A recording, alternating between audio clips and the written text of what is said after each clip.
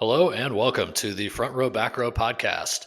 I am Dr. Owen Campbell. I am the owner of Simplify Motion in Phoenix, Arizona.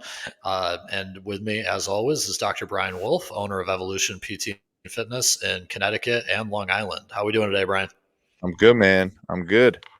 Let's do this. We I'm finally excited. we're recording from a library again on my side, so apologies for the echoes or the beeping. I think there's construction, so life of a mobile therapist. Exactly, man. Today we are going to be talking about big news out of the Federal Trade Commission, the FTC.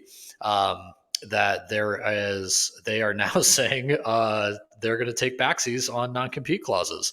So, if for those who are not aware, there was just a ruling put out by the commission. So the commission is not a legislative body, so it's not a law that said that non-competes are no longer enforceable. Now, there is a part of that ruling that does exempt non-profit entities from that. So for-profit businesses can't give non-competes, and there is structural differences too. I was looking into it a little bit. If you earn over a certain amount, things like CEOs, some of those other ones where it would be pretty hard for them to it would be a very big issue if they competed directly.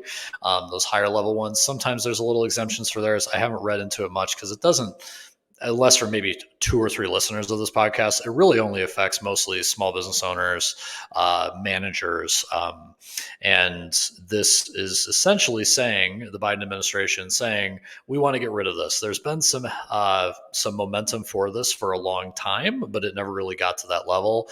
And now the commission has done it. So I'm going to go in a little bit to explain where this, may go from here future wise. But this is going to be kind of the topic that we touch on today.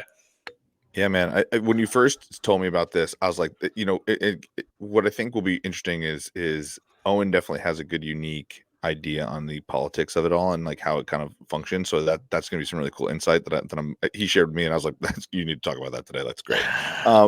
And for me, I react on it from like a small business owner perspective, and so I think like it's interesting because I know a lot of companies, a lot of hospitals out there that lock guys and I shouldn't say just guys, but people into obviously physical therapists, and this is bigger than just PT, right? This is all Yeah. healthcare people Oh locking yeah. them into, and this is actually a Well, really everybody interesting. really. This Yeah, affects tech. This affects everything. Yeah. you're so right. I mean, in our field, like as a business owner, what it should do in theory is it should make businesses have to compete on more level footing in terms of happiness, right? Yeah. Because or pay out of the pockets, right? Be like, your life's gonna Yeah. suck, but I'm gonna pay Yeah. you really well. That's one of the So two. Yeah, yeah. let's set the stage a little bit. So as it stands right now, it is not time for you to go to your boss and say screw you, throw the piece of paper on the ground and walk down the street. It is still enforceable. There's, I think, a 4 month 120 days window on it that it's still enforceable to that point. Um, but what Brian was talking about, alluding to, is the politics of it. So there's that window, but we are in April, so that would be in August, right? Well, the election's in November, and the Federal Trade Commission is an appointee in the I believe it's still the executive branch. So if Biden loses, then Trump will come in, or I think Trump is officially now the nominee for the Republicans, but Republicans are against this, right? Or typically tend to be against this. So it may die federally within a few months of his life, right? So it may be something that we have for kind of a golden window there, and then not be enforceable. The other part of this is probably going to get tied up on appeals. There's a lot of very expensive lobbies that don't want this to happen, but there's also expensive ones that do want this to happen. So there's going to be a court battle. It will not be easily done. So PSA, do not go to your boss tomorrow. It is still enforceable. um, and the second thing to look at is if this does come into play and say the Democrats do take the executive branch, but they don't take one of the houses, or so if they don't take the legislature, this could then be it could be a setup for a law. So it could go that way. There could be legislation on it if there's that much passion around it. And the other thing, too, is if the Republicans come in and they kill it at the federal level, you got to know your state politics. So if you Mhm. have a state that is one side or the other, they may decide to enact or repeat or basically put a prohibition on something like this at that level. So business owners keep watching this. And especially people who have a non-compete clause in their contract, be wary, right? It's a good sign for the worker with a non-compete that this is at least being talked about, but it is no way final. Yeah, I mean, it makes sense. I mean, like my first thought process behind that, and obviously that was a really good detailed like explanation to us who are not into politics and understanding how it works. But for me, like, look, there's a company that's down the road, right? That we have interviewed at least 2 or 3 of their physical therapists, and some of them are down the road, some of them are not down the road. They've got multiple clinics all over the place, and so I think one of the things that happen with non-competes is this company in particular is known for, if you leave and you go to the competition, they're gonna sue. Like, they're gonna come after you and they're gonna enforce that thing. And so a lot of these guys are super unhappy that are going to, working as a physical therapist, that are afraid to leave because they're afraid of getting sued. And so unless they're gonna leave the area altogether, they're not messing around with that. So I think, that's the type of stuff that happens within our organizations. I mean, obviously, you had mentioned one of the big lobbyists, like big healthcare hospitals are probably going to be one of those big lobbies because they're going to be afraid, oh my God, like what if somebody leaves, like they'll have a max exodus. And if that happens, then they're like, oh, what are we going to do?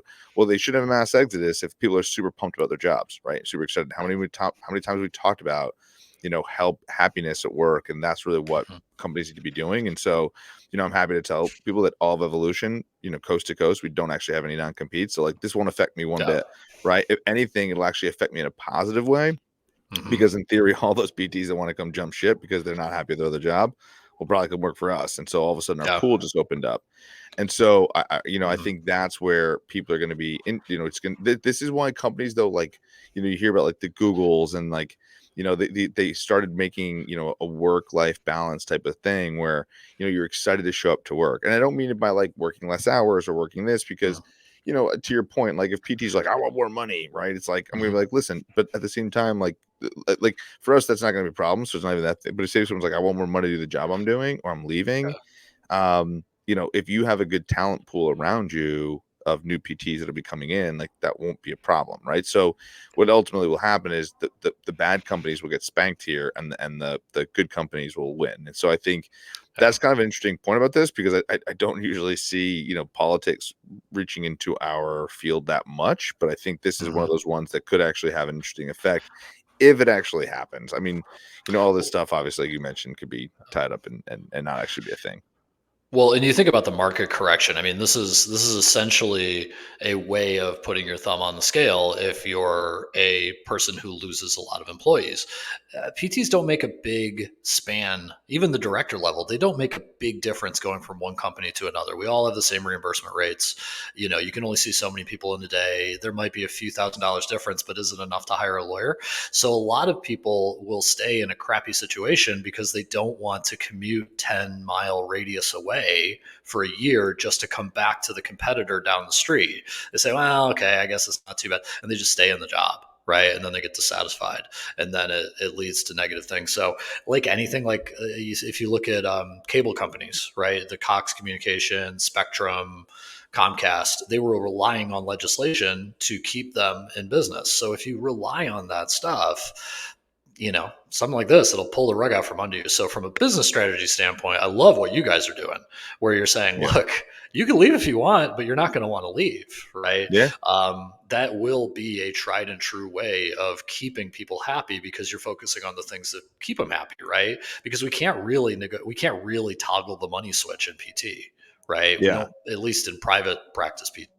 I did an interview this morning where I said that to PT. I literally said to her, and I've started like being really transparent. I'm like, there's a ceiling and a floor, and they're really close. And I think Mhm. that's what's really happened in this profession. And I think that they used to be a larger gap when we first came out, but I think now it's become a much larger, much smaller gap. And I think as far as like job happiness, like that to me is a big piece of this, right? Like how to get excited and like how to be a part of that process. So Mhm. to me, I think that's you just nailed it, man. Like I think, and it's funny, because kudos to my business partner here because he's the one who was all about it. Because I remember at one point we have had a few that we've been like, maybe we should do a non compete here and there, and he's like, I don't want to be that company. And I was like, Yeah.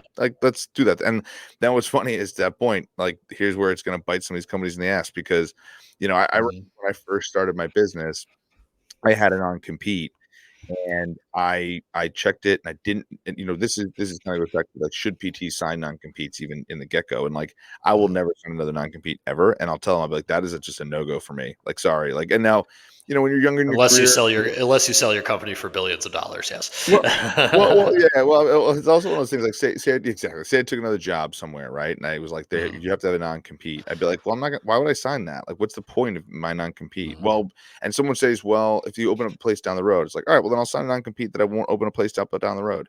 Right. But why do you Mhm. gotta give me a 10-mile radius from every location you ever have? Like, that's Yeah. dumb. Like, Yeah. you're just what you're trying to do is, and that's what happened. I had the same company. This kid had a relationship at one of the colleges here. The Mhm. colleges was 9.8, and again, the relationship was his. He was a Mhm. physical therapist who knew all the athletic trainers.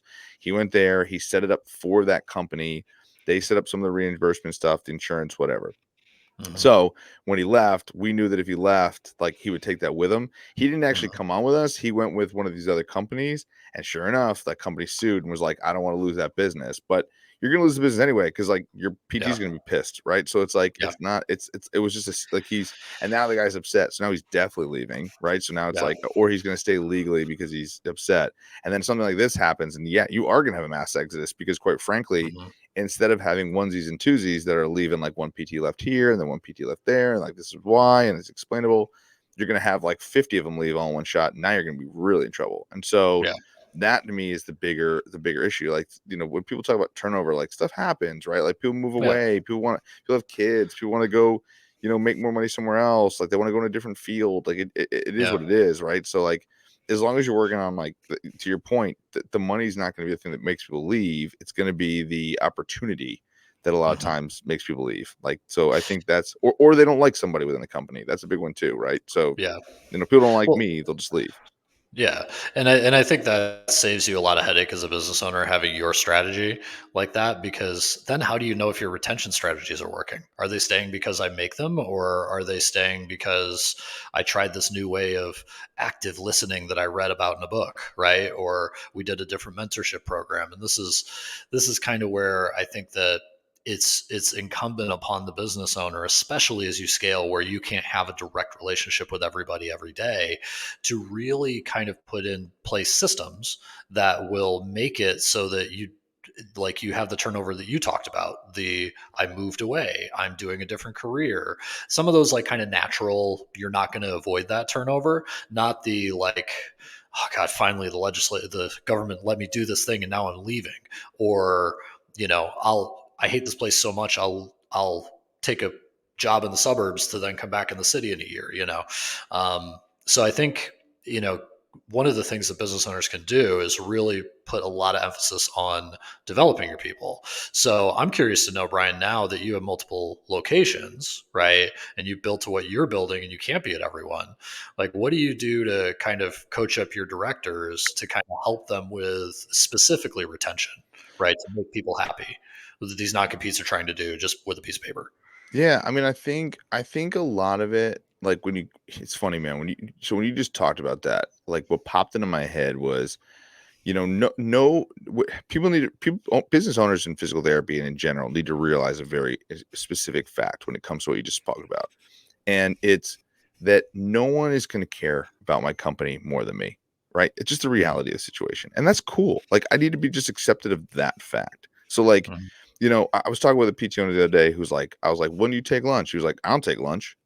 I work straight through the day. He's like, we stay till 8 o'clock at night. He's like, I'll see whatever patients I need to. And he's like, it's almost like that's his expectation for every other single employee that he has. And I'm like, this is not going to Mhm. happen, man. And in fact, what you're going to do is every PT that comes in and works for you is going to hate you after a while and be out, Mhm. Yeah. And so that's what he's struggling with. He's struggling with retention and getting, people through the door. And so what's happening for us is we're a much more cool option for a lot of other people because we care. Like, somebody said this to me once, that's managers, like, if I take care of you, you'll take care of my patients, right? And it's Mhm. like that's exactly what I talk to people about. I'm like, I want to work on my employees, help them go in the, even if I got somebody right now who, like, I know they're not going to be with me forever, right? They're Mhm. like, they want out at a certain point to do pro sports. I'm like, that's cool. Like, Yeah. Let me help you get there. But in the meantime, like there's some growth you can do here while you're doing that and help us and we can help you. And that's a Yeah. mutual relationship. And so as long as you continue to help people reach their goals and Hmm.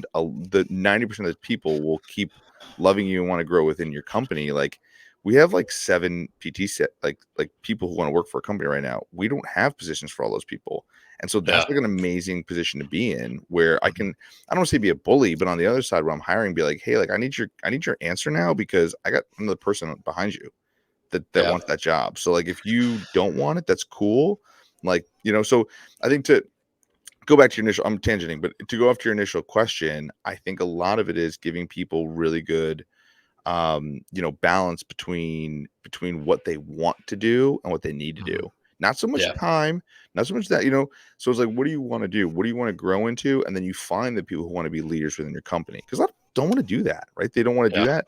Some people want to teach, some people want to go into consulting, some people want to go into, just being a really good physical therapist, some people want to be clinical directors. So I think the other part of it is you had touched on this before, was how to make more money within the clinic Hmm. without having to be like a leader only. Like Hmm. sometimes I think that's a thought process in some of these corporate models is, you have to work your way up to corporate ladder, kind of like what you talked about, what you had to do was I have to work my way up to corporate ladder and be more of a leader to make more money. And then what ends up happening is you get to a point where you're like, I'm out because I can't make any more money. I can do this on my own. So a Hmm. lot of it is like, I'm going to give you lots of other passion projects you can work on. And being a leader is just one of them that you are in this company. Yeah, and I think that's a big point is knowing your people, understanding what makes them tick, giving them that opportunity. Let them have an Instagram handle, like all these different things that I see some asinine clinics and companies where, well, you can't put our name on your thing and you have to get permission. Like, no, man, let them go, right? Because um, I think that the biggest thing is they will come back, they will stay with you if they feel like their time is well spent. And when you look at a bigger picture, if you have multiple clinics, coaching your managers on that, right? Constantly touching with your managers about like, hey, is this guy motivated? Have you found out what makes him tick? Has that changed? What are your one-on-ones like? All those different things. And really focusing your managers, maybe the people who are taking over when you're not in the room, right? To have the same kind of radar that you do of, ooh, that guy said something in the break room and that's not great, right? So it's not that your manager has to, like you said, work until 8 o'clock and just be that lead by example thing, because it's only going to motivate like 20, 30% of people, right?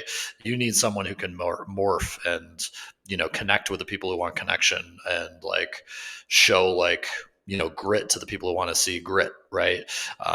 So those are the things when we're looking at the problems that non-competes are trying to solve, retention, right? Because let's be honest, they're not trying to make it so that you don't steal secrets. Like, yeah, again, I get it. A higher level CEO leaves, and then he goes, like Boeing guy goes to Airbus and says, "Oh, these are our plans for our next big launch." Like, yeah, that's a non-compete. That's probably a bad thing. But in physical therapy, what are you taking, right? Like a doctor, maybe, right? Like two. But if the other place doesn't take that insurance, so it's a retention strategy, So which is I totally agree it's a with you, lazy man. one. It's a lazy one, and it's a fucking mean one, to be honest with Yeah, you, right? Like when you yeah. really look down on it, like in that point, and like it's funny, man, because like what just popped in my head was like we had a content creator come here, so we just hired somebody like that's going to create content. We're going to put on our Instagram, and like do stuff like that, and kind of promote more stuff organically on social media. And Mhm. the first thing I did was he was like, we'll post videos of you and we'll talk about like you can talk about different things within the company. I was like, I don't want it to be about me. I was like, what I want you to do is I'm gonna put the mic on 2 of my PTs and I want you just to follow them around with their patients. And Mhm. he followed one, then the other. Like 0 was about me. And my PTs, you could tell they were kind of like the biggest mistake that I made was I didn't like give them any heads up. So they're like, we would have done Yeah. this, we would have done Oh, that. And that's that's like mean. it was totally like they know me. They know me well enough to know that like my brain wasn't in that place. And I was like, whatever, you guys are fine. You guys will be fine. And so what ended up happening was with this guy coming in, we were gonna hire him and bring him on, to do this stuff, this work with us.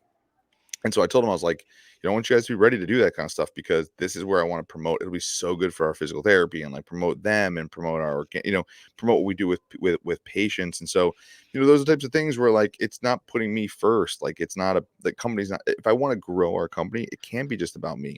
Because if it is, it won't scale, right? It's got to be about them and about what we do, and that's got to be. Somebody asked me today, like, what would you want your PT philosophies to be, and how would you want their PTs to act and work? And I was like, oh, that's an awesome question and very loaded. But I was like, I want you to, basically take all of our culture and all of our, philosophies and all of our missions, and I want you to like fulfill those, right? And like Mhm. be that person. And a lot of those are very admirable things. Non-competes are not something that are part of that. So like Yeah. to your point, like it's truly a retention strategy. So if you're trying to retain those people, the idea, what I think is more important, is to have a clear-cut company mission that you're doing, and hiring people that are adjacent, want to be a part of that. Because then if you're just continually working on that mission, everyone's driven, they're not going anywhere. And I think that's something I've learned over and over again with business. And that's I think the big takeaway from this podcast. Everyone always says culture, culture, culture, culture. We just spent 20 minutes on culture and didn't say the word culture maybe Totally. more than once or twice. Totally. So, everything goes into it. But if a non-compete will set the stage of just a lack of trust, right? And then you layer on what you were talking about of, this is what I want out of a person. This is what I look for in the hiring process. This is what I do, blah, blah, blah, blah, blah. The people who will weather the storm knew that stuff and have been practicing that stuff. The people who are going to have a really, really hard time of life in the next year are the ones that just relied on this. So that's what I think is going to be the big kind of takeaway from this, is that we'll see. God, we'll see some clinics spinning, and then we'll see other clinics like with their arms wide open.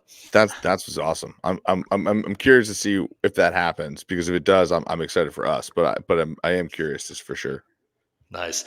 Well, we'll keep an eye on it as we always do. All right, Cool. Brian. All right, man. All right, we'll This we'll was end fun. it. We'll end it here, and have a great week. You too, man. See ya. See you.